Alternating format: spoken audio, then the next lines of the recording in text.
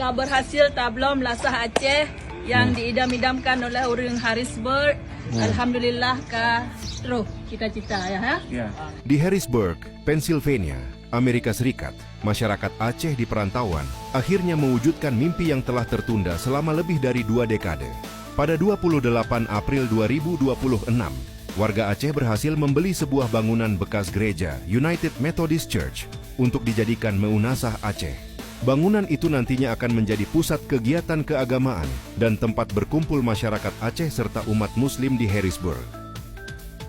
Zulfikar Ben, warga Aceh yang telah lama menetap di Amerika Serikat, mengatakan keberhasilan ini lahir dari kekompakan para perantau Aceh dan masyarakat Indonesia di berbagai daerah Amerika. Di tanah rantau yang jauh dari kampung halaman, Meunasah Aceh kini menjadi simbol persaudaraan dan kebersamaan yang tetap hidup di hati para perantau. Masih pun yang terjadi tiap rekan, jadi urutnya karena tempat road dia mereka. Mudah-mudahan dengan tempatnya, jutanya tamu sabah kelai, baik di nak ciri baik hino pegah kedih, kasih tamu kat.